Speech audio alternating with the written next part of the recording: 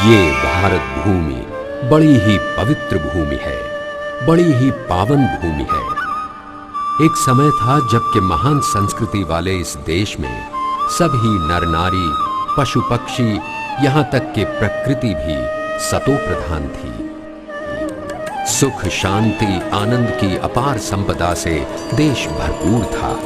संसार में इसे सोने की चिड़िया कहा जाता था।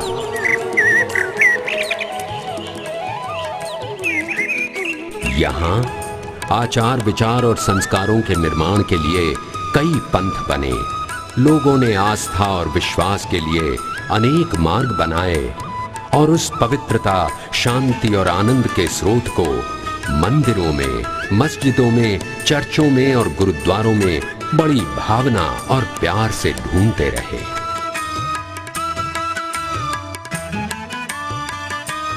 परंतु आज ऐसा लगता है जैसे बहुत ही अंतर आ गया है। अनेक संत, गुरु, ज्ञानियों के होते हुए भी मनुष्य भटक रहा है। मनुष्य ईश्वर को याद भी करता है तो अल्पकाल के स्वार्थ के लिए, और इसलिए मनुष्य पतन की ओर जा रहा है।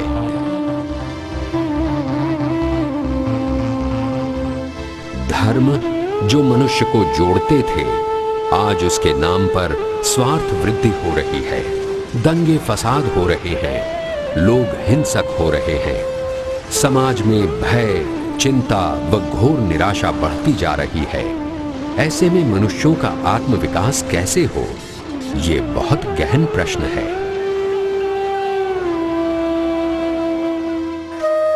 प्रार्थना, बंदगी, अरदास, पूजा सब कुछ तो हो रहा है।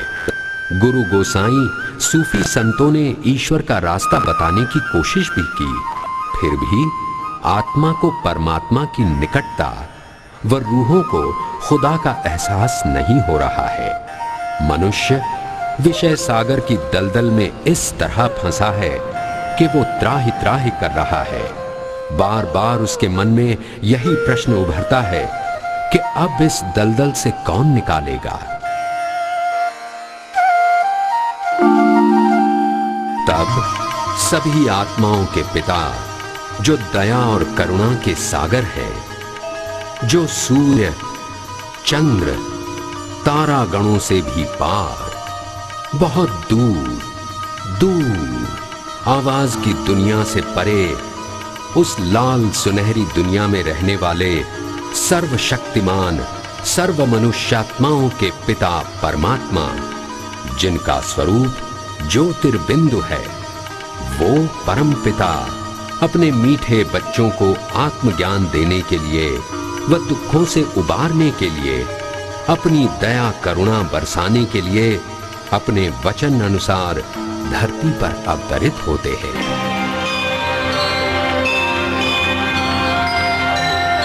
यदा यदा हि धर्मस्य ग्लानिर्भवति भारत, अभ्युत्थानमधर्मस्य तदात्मानं सृजाम्यहम्, परित्राणाय साधूनां विनाशाय च दुष्कृतां, धर्म संस्थापनार्थाय संभवामि युगे युगे।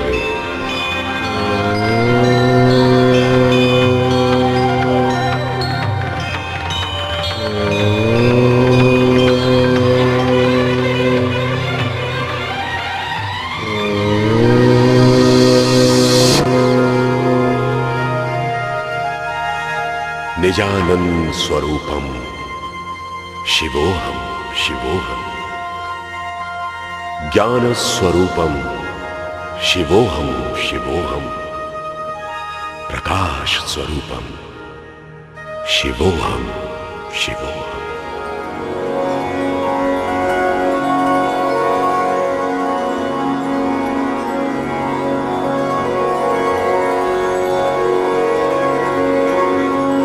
हे मेरे मीठे मीठे रूहानी बच्चों, मैं इस वसुधा पर अवतरित हो चुका हूं।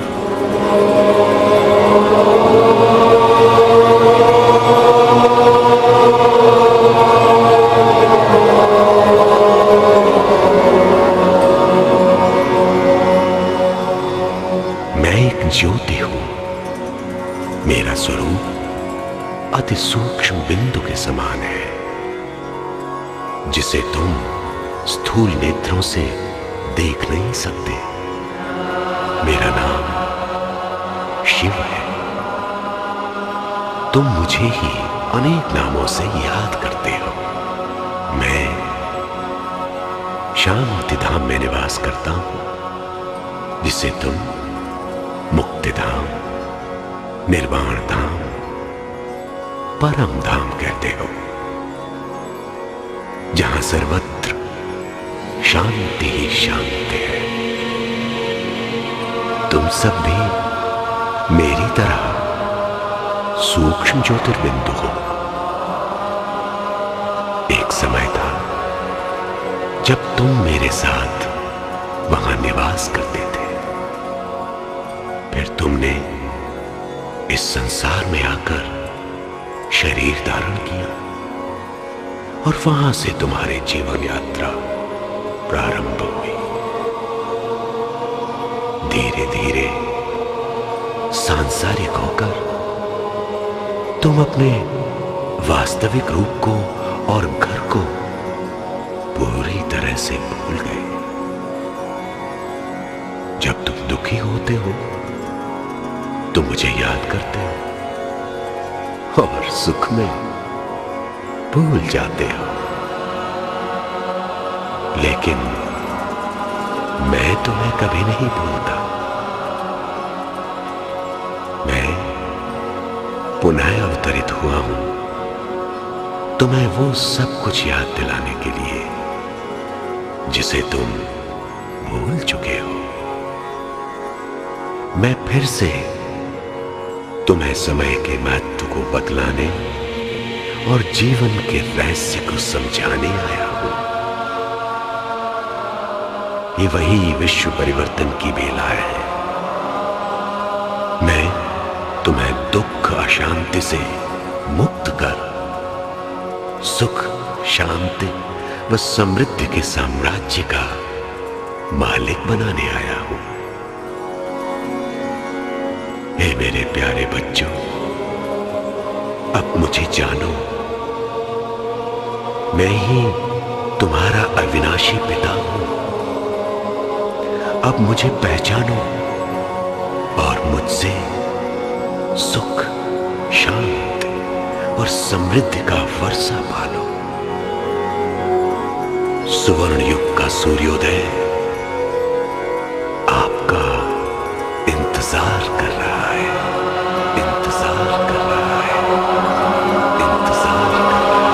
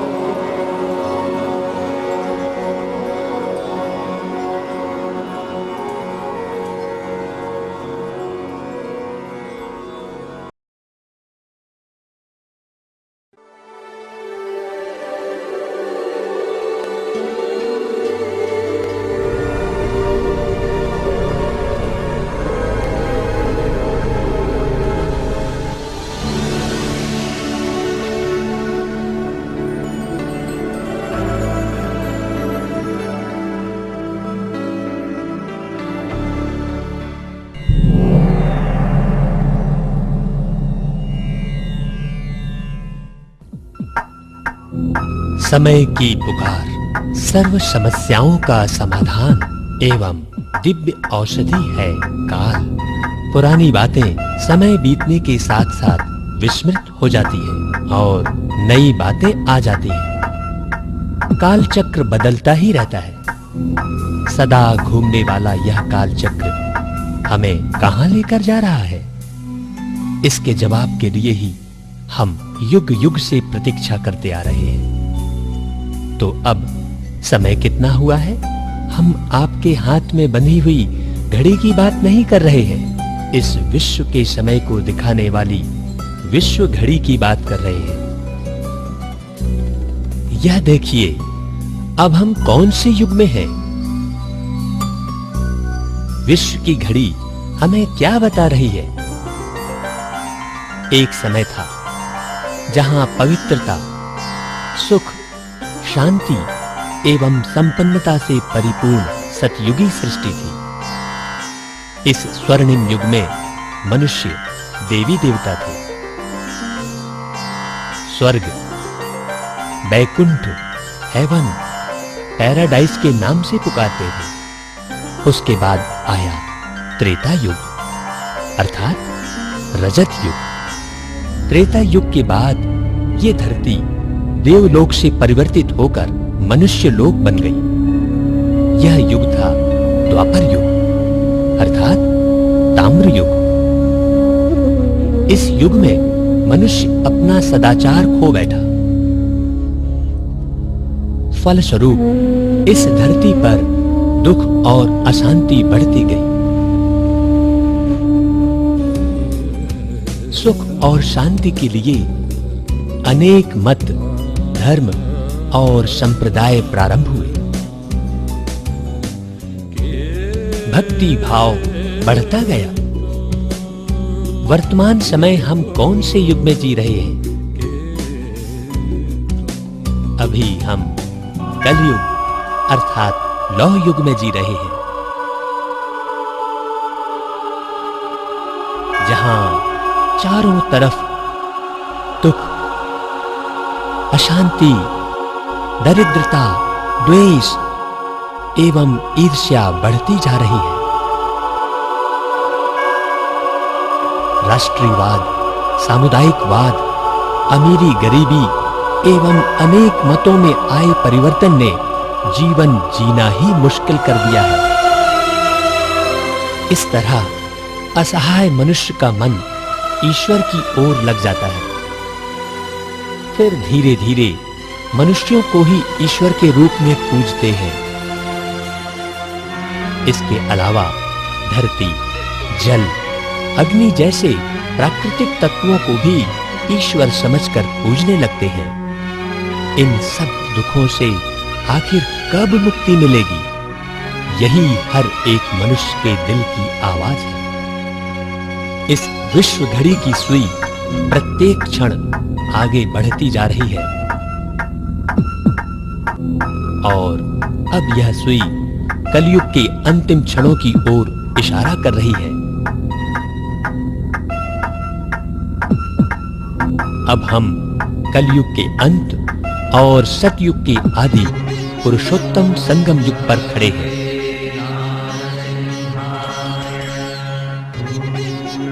अंधकारमयी इस रात्रि के बाद सुनहरी शुभा का यह शुभ समय है।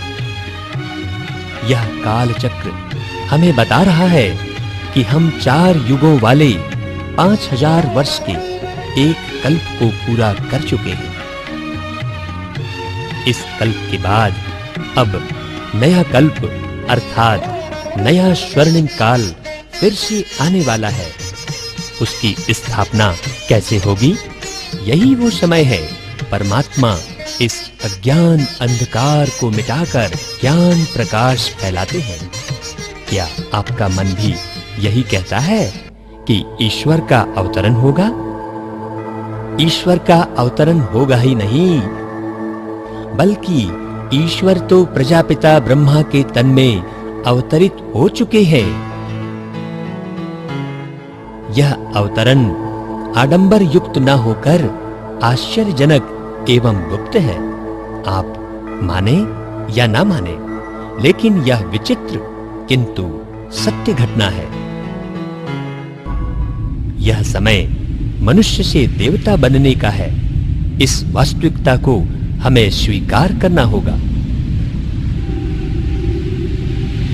क्या मनुष्य देवता बन सकते हैं? हाँ हाँ, जरूर, क्यों नहीं। ऐसे ही श्रेष्ठ परिवर्तन के लिए तो परमात्मा का अवतरण हुआ है। परमात्मा के अवतरण का यही उद्देश्य है और यही हमारे लिए वरदान भी है। यदि मनुष्य अपने जीवन में पवित्रता, सत्यता, स्नेह, शांति जैसे दिव्य गुणों को धारण करते हैं तो यह दुनिया अवश्य बदल जाएगी। इसके लिए हमें स्वयं को अविनाशी चैतन्य आत्मा समझना होगा।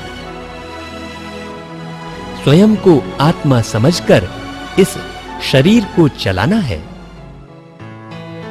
इस अभ्यास के लिए स्वयं परमपिता परमात्मा हमें दिव्य ज्ञान एवं राजयोग सिखा रहे हैं। मन को नियंत्रण करने की ऊर्जा एवं शक्ति नियमित राजयोग के अभ्यास से ही प्राप्त होगी। क्या आप इस ध्यान को सहज अपना सकते हैं? क्यों नहीं? सर्वप्रथम मैं कौन हूं, इस सत्य को जानना होगा। स्वयं को शरीर समझने से धर्म भेद, जाति भेद, भाषा भेद एवं राज्य भेद के कारण मनुष्य विभाजित हो गए हैं। वास्तव में हम यह शरीर नहीं, किंतु इसे चलाने वाले एक प्रकाश बिंदु आत्मा है। इस सत्य को हमें समझना है।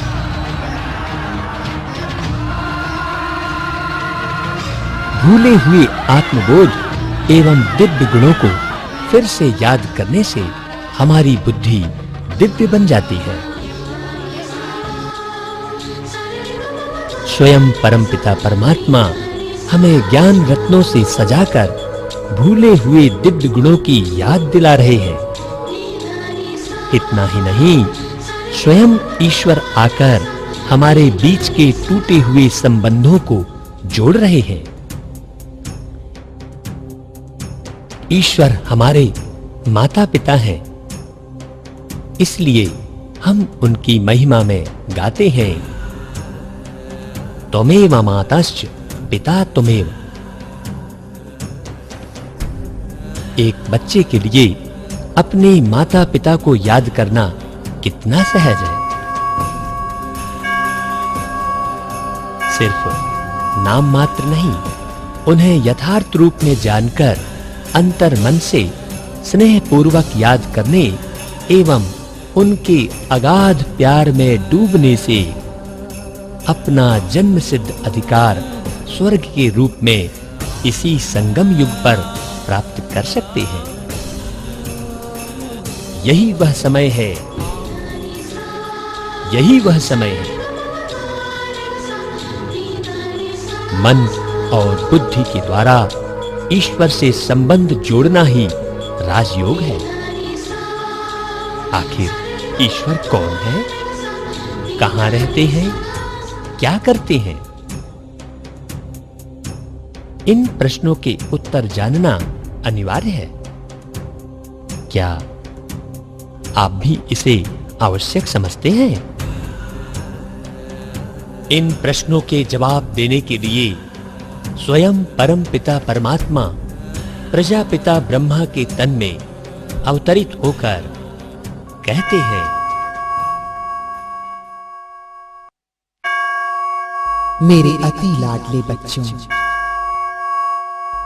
तुमने मुझे ईश्वर, अल्लाह, शिव, यहोवा के नाम से पुकारा।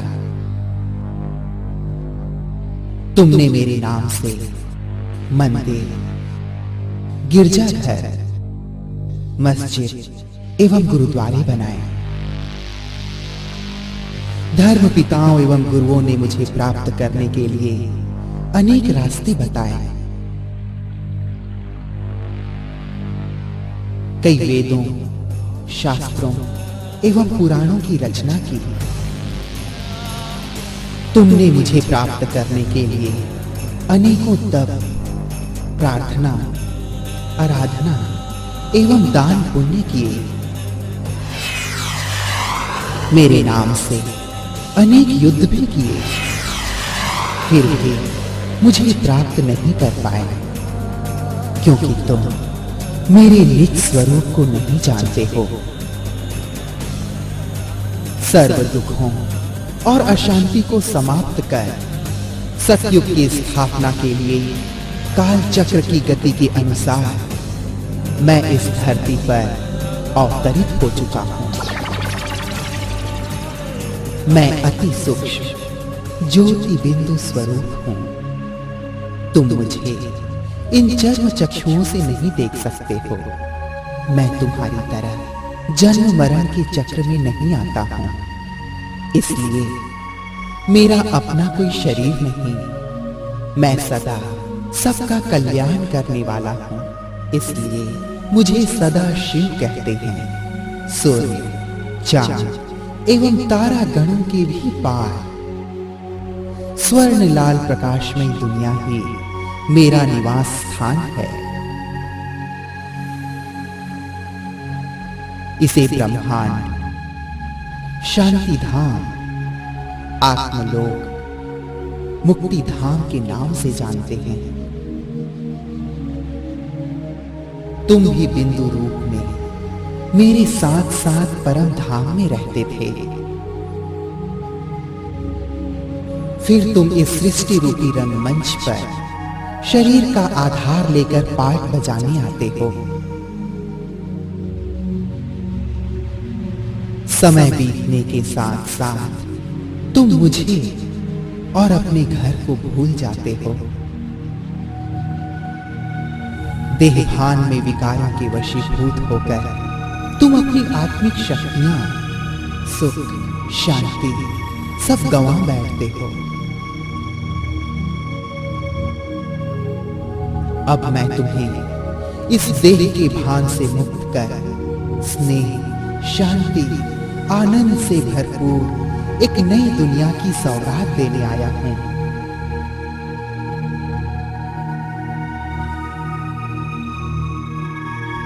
मेरे वास्तविक स्वरूप को जानकर, मेरी मत पर चलकर अनेक जन्मों के लिए सुख संपन्न मैं जीवन बनाऊं।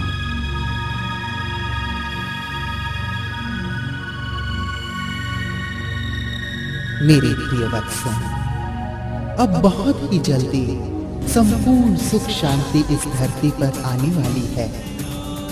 फिर यह सुख शांति लंबे समय तक चलेगी।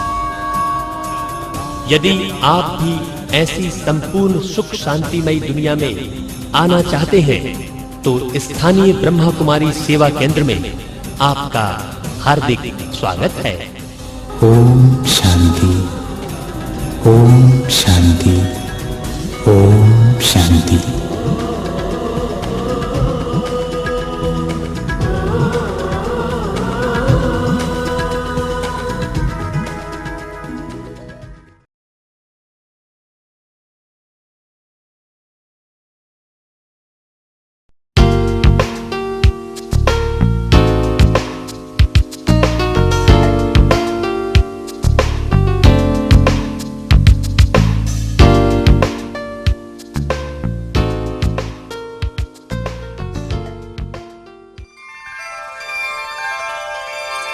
ये भारत भूमि बड़ी ही पवित्र भूमि है, बड़ी ही पावन भूमि है। एक समय था जबकि महान संस्कृति वाले इस देश में सभी नर नारी, पशु पक्षी, यहां तक कि प्रकृति भी सतो प्रधान थी।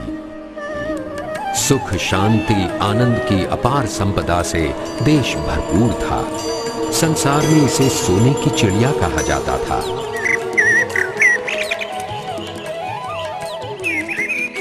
यहाँ आचार, विचार और संस्कारों के निर्माण के लिए कई पंथ बने। लोगों ने आस्था और विश्वास के लिए अनेक मार्ग बनाए और उस पवित्रता, शांति और आनंद के स्रोत को मंदिरों में, मस्जिदों में, चर्चों में और गुरुद्वारों में बड़ी भावना और प्यार से ढूंढते रहे।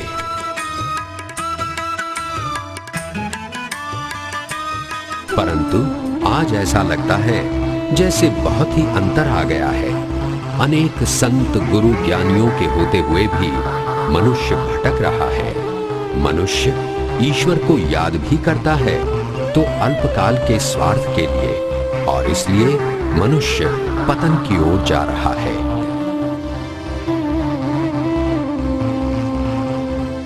धर्म जो मनुष्य को जोड़ते थे, आज उसके नाम पर स्वार्थ वृद्धि हो रही है। दंगे फसाद हो रहे हैं, लोग हिंसक हो रहे हैं। समाज में भय, चिंता व घोर निराशा बढ़ती जा रही है। ऐसे में मनुष्यों का आत्मविकास कैसे हो, ये बहुत गहन प्रश्न है।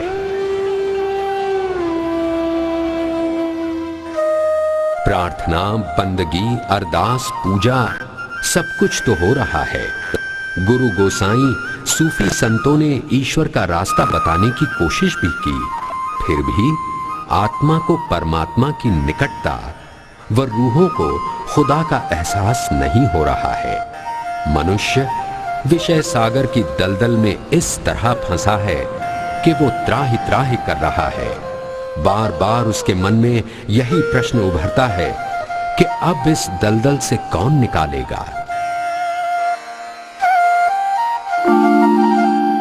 तब सभी आत्माओं के पिता, जो दया और करुणा के सागर हैं, जो सूर्य, चंद्र, तारा गणों से भी पार, बहुत दूर दूर आवाज की दुनिया से परे, उस लाल सुनहरी दुनिया में रहने वाले सर्वशक्तिमान सर्व मनुष्यात्माओं के पिता परमात्मा, जिनका स्वरूप ज्योतिर्बिंदु है, वो परम पिता अपने मीठे बच्चों को आत्मज्ञान देने के लिए व दुखों से उबारने के लिए, अपनी दया करुणा बरसाने के लिए अपने वचन अनुसार धरती पर अवतरित होते हैं।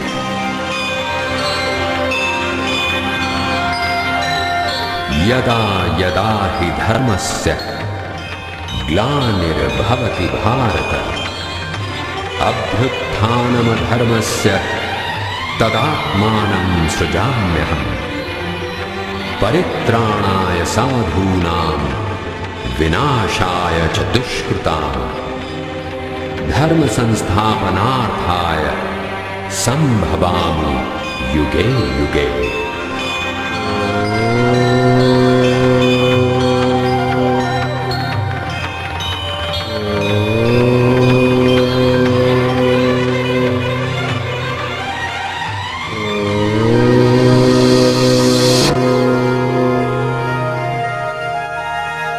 निजानंद स्वरूपम शिवोहम शिवोहम,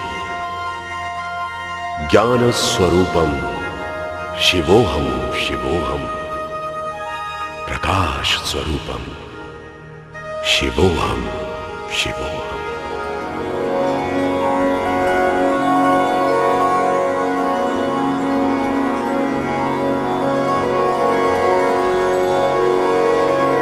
हे मेरे मीठे मीठे रूहानी बच्चों, मैं इस वसुधा पर अवतरित हो चुका हूं।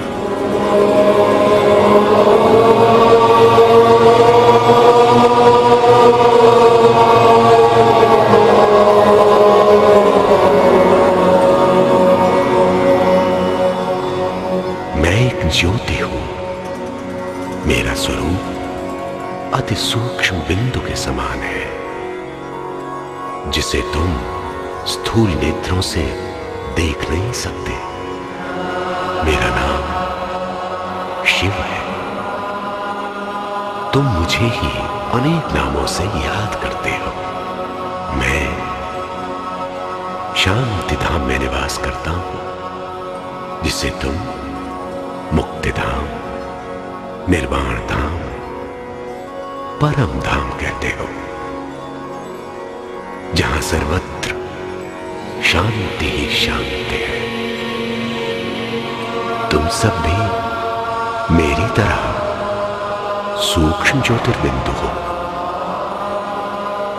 एक समय था जब तुम मेरे साथ वहां निवास करते थे। फिर तुमने इस संसार में आकर शरीर धारण किया और वहां से तुम्हारी जीवन यात्रा प्रारंभ हुई।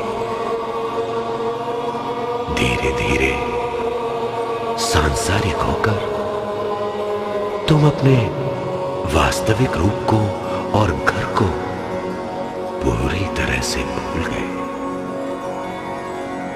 जब तुम दुखी होते हो तो मुझे याद करते हो और सुख में भूल जाते हो।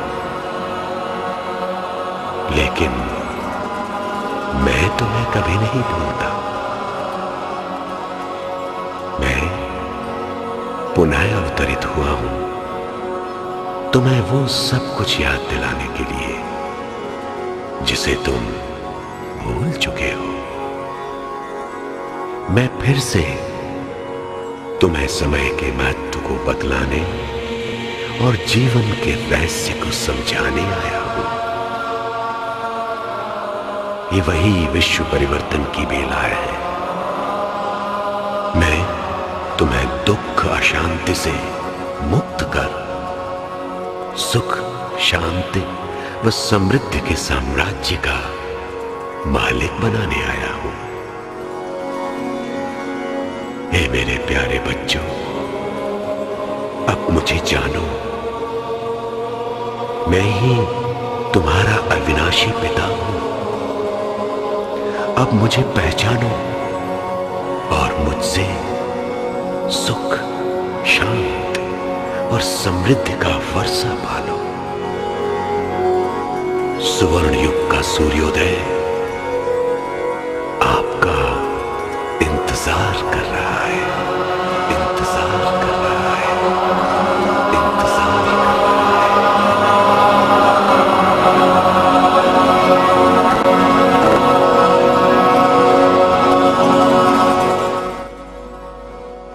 यदि आप भी ऐसी संपूर्ण सुख शांतिमयी दुनिया में आना चाहते हैं तो स्थानीय ब्रह्मा कुमारी सेवा केंद्र में आपका हार्दिक स्वागत है।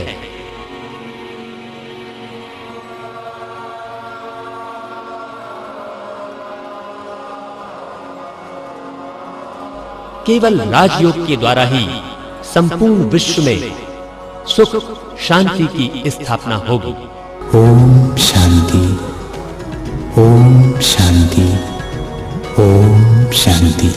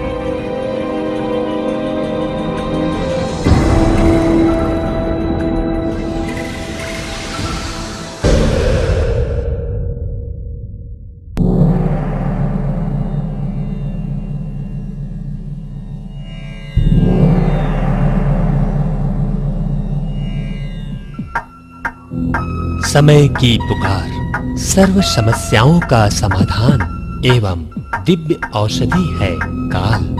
पुरानी बातें समय बीतने के साथ साथ विस्मृत हो जाती हैं और नई बातें आ जाती हैं। काल चक्र बदलता ही रहता है। सदा घूमने वाला यह काल चक्र हमें कहां लेकर जा रहा है? इसके जवाब के लिए ही हम युग युग से प्रतीक्षा करते आ रहे हैं। तो अब समय कितना हुआ है? हम आपके हाथ में बंधी हुई घड़ी की बात नहीं कर रहे हैं। इस विश्व के समय को दिखाने वाली विश्व घड़ी की बात कर रहे हैं। यह देखिए, अब हम कौन से युग में हैं? विश्व की घड़ी हमें क्या बता रही है? एक समय था जहां पवित्रता, सुख, शांति एवं संपन्नता से परिपूर्ण सतयुगी सृष्टि थी। इस स्वर्णिम युग में मनुष्य देवी देवता थे। स्वर्ग, बैकुंठ, हेवन, पैराडाइज के नाम से पुकारते थे। उसके बाद आया त्रेता युग अर्थात रजत युग। त्रेता युग के बाद ये धरती देवलोक से परिवर्तित होकर मनुष्य लोक बन गई। यह युग था द्वापर युग अर्थात ताम्र युग। इस युग में मनुष्य अपना सदाचार खो बैठा। फलस्वरूप इस धरती पर दुख और अशांति बढ़ती गई। सुख और शांति के लिए अनेक मत, धर्म और संप्रदाय प्रारंभ हुए।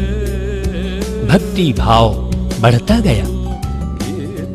वर्तमान समय हम कौन से युग में जी रहे हैं? अभी हम कलयुग अर्थात लौह युग में जी रहे हैं,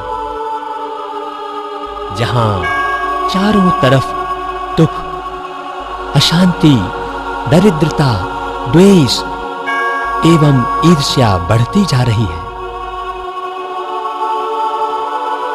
राष्ट्रीयवाद, सामुदायिकवाद, अमीरी गरीबी एवं अनेक मतों में आए परिवर्तन ने जीवन जीना ही मुश्किल कर दिया है। इस तरह असहाय मनुष्य का मन ईश्वर की ओर लग जाता है। फिर धीरे धीरे मनुष्यों को ही ईश्वर के रूप में पूजते हैं।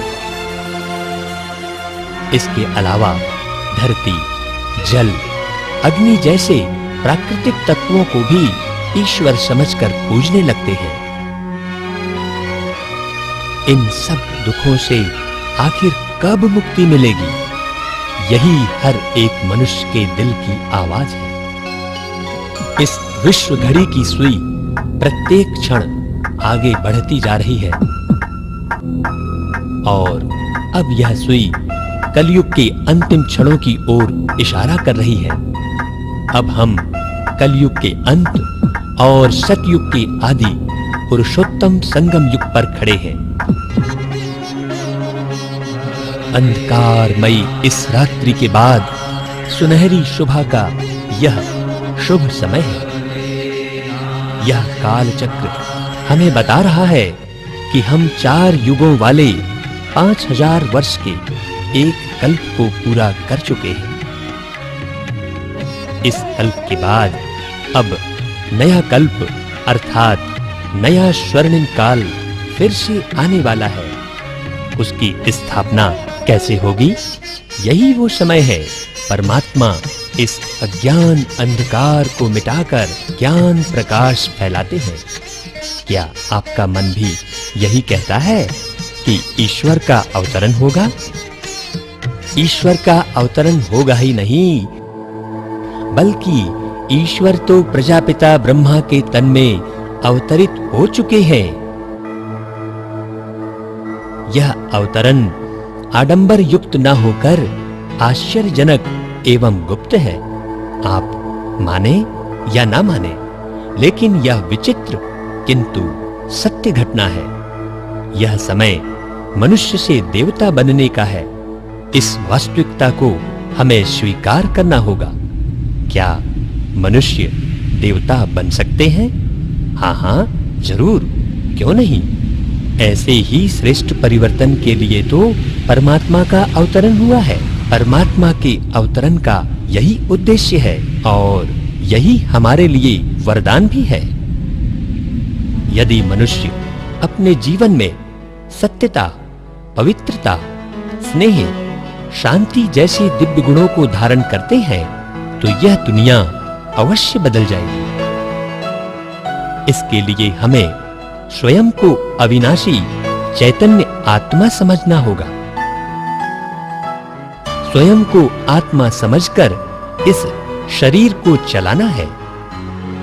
इस अभ्यास के लिए स्वयं परमपिता परमात्मा हमें दिव्य ज्ञान एवं राजयोग सिखा रहे हैं।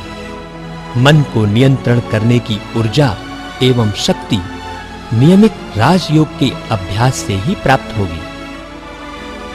क्या आप इस ध्यान को सहज अपना सकते हैं?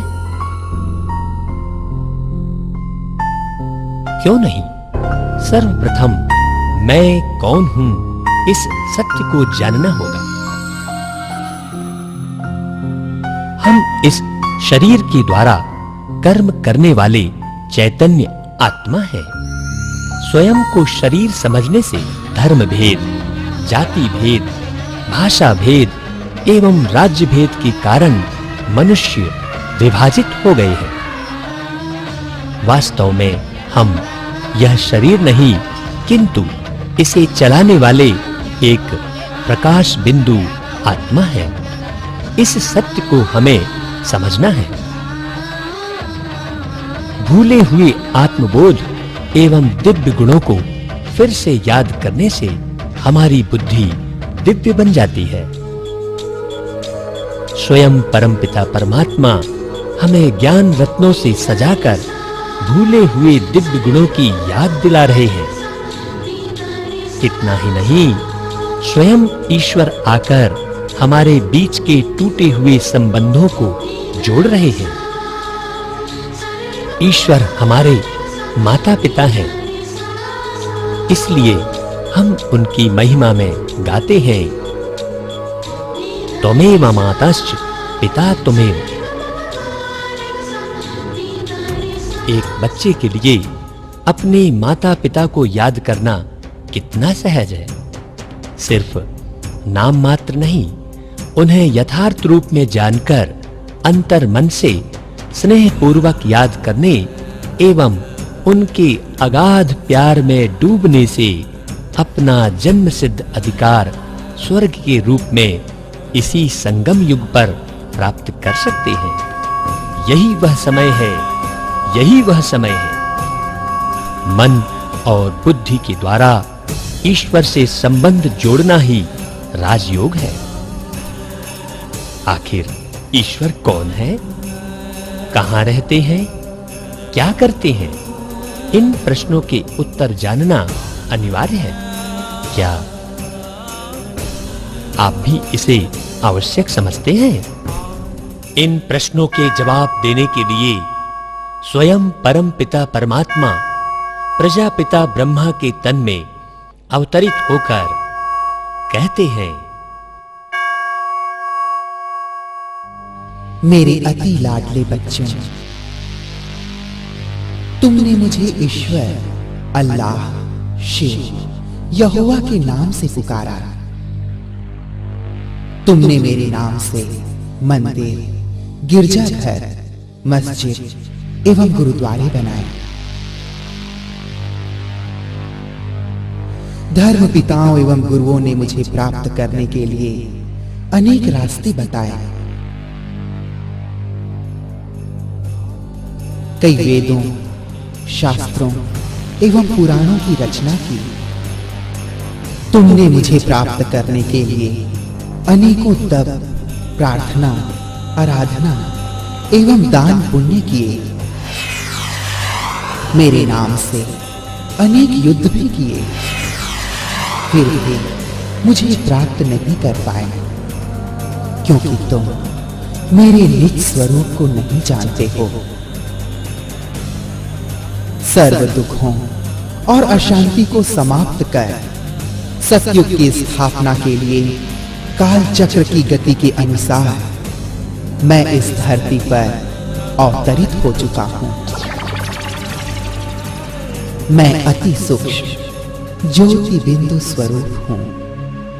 तुम मुझे इन चर्म चक्षुओं से नहीं देख सकते हो, मैं तुम्हारी तरह जन्म मरण के चक्र में नहीं आता हूं, इसलिए मेरा अपना कोई शरीर नहीं। मैं सदा सबका कल्याण करने वाला हूं, इसलिए मुझे सदा शिव कहते हैं। सूर्य, चांद एवं तारा गणों के भी पार स्वर्ण लाल प्रकाशमय दुनिया ही मेरा निवास स्थान है। इसे ब्रह्मांड, शांति धाम, आत्मलोक, मुक्ति धाम के नाम से जानते हैं। तुम भी बिंदु रूप में मेरे साथ साथ परम धाम में रहते थे। फिर तुम इस सृष्टि रूपी रंगमंच पर शरीर का आधार लेकर पाठ बजाने आते हो। समय बीतने के साथ साथ तुम मुझे और अपने घर को भूल जाते हो। देहभान में विकारों के वशीभूत होकर तुम अपनी आत्मिक शक्तियां, सुख, शांति सब गंवा बैठते हो।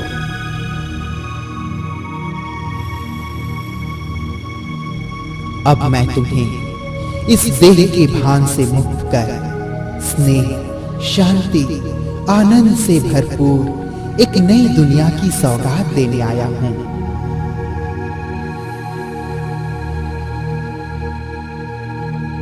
मेरे वास्तविक स्वरूप को जानकर, मेरी मत पर चलकर अनेक जन्मों के लिए सुख संपन्न मैं जीवन बनाओ।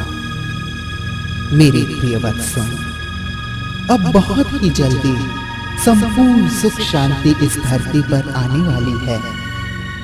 फिर यह सुख शांति लंबे समय तक चलेगी। यदि आप भी ऐसी संपूर्ण सुख शांतिमयी दुनिया में आना चाहते हैं तो स्थानीय ब्रह्मा कुमारी सेवा केंद्र में आपका हार्दिक स्वागत है।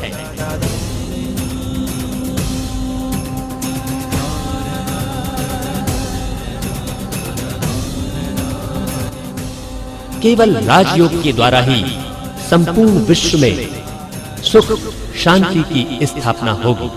ओम शांति, ओम शांति, ओम शांति।